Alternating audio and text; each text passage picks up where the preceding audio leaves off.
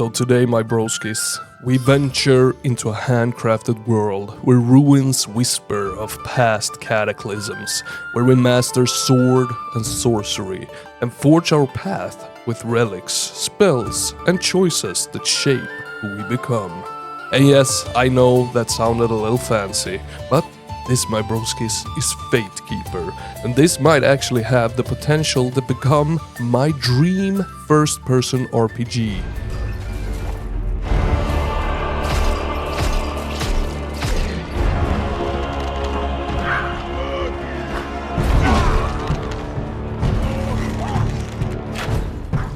Now, Fatekeeper is published by THQ Nordic and developed by Paraglacial, a studio with only 13 people.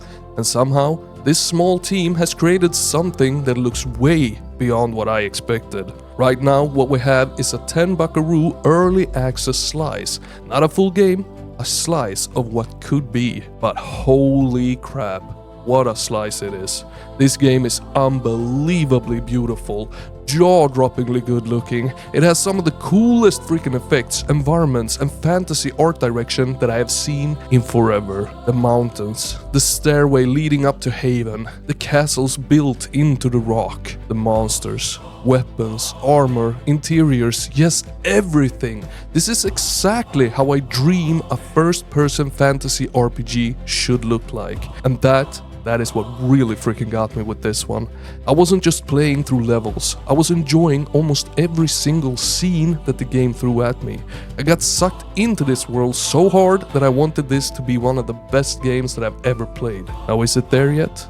No, it isn't. But is it bad, like some people are saying? Absolutely not. There are a lot of haters out there calling Fatekeeper total crap, and I just don't agree with that at all. This is not perfect, but it is far from bad.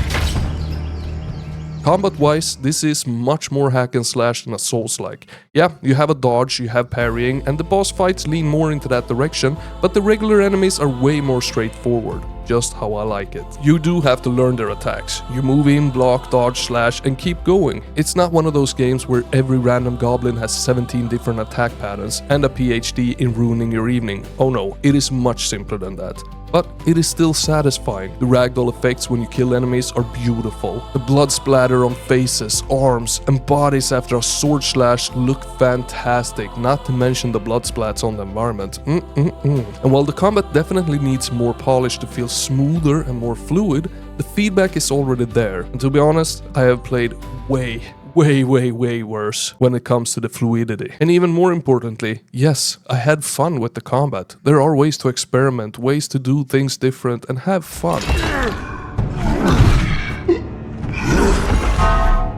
But the audio, it is also magnificent. Together with the visuals, it really pulls you into the world. The music, the atmosphere, the sound effects, it all helps sell that feeling of stepping into a fantasy world that I just want to explore more of. There's no crossing this. Do you hear water? I hear nothing. Why? Sounds like water. But also, before I forget, this early access slice is about 2 hours long. During that time, you fight through what is basically one main biome, but with some nice variation to it. You go through castles, mountain paths, dark sewers, and eventually 2 boss fights. And everything here is really freaking well designed. I just wanted more, so much more. You also get a handful of weapons to play with, like daggers, axes, swords, and a few pieces of armor. Some, they make you stronger, some make you faster, some give you more health, and you know, standard RPG stuff. But there is also a massive skill tree. And when I say massive, I mean I didn't even unlock a third of it in my 2 hours, maybe not even an eighth of it. There is clearly a lot more to open up, but from what I saw, the early skills are fairly basic. More damage, more health, more stamina, you know that kind of stuff. Nothing too crazy yet. But again, this is only a small slice of what the game is supposed to become, and that is important to remember here.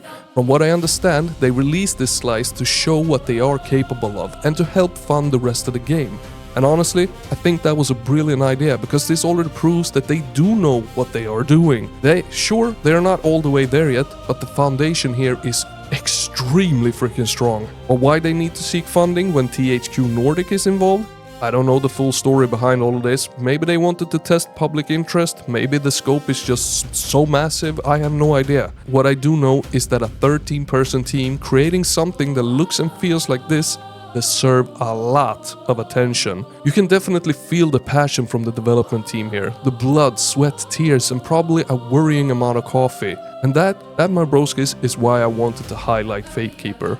It is not finished, it needs a bit polish, the combat it can feel a little bit more fluid, the skill tree can become more interesting, and we still need to see how deep the full game actually goes.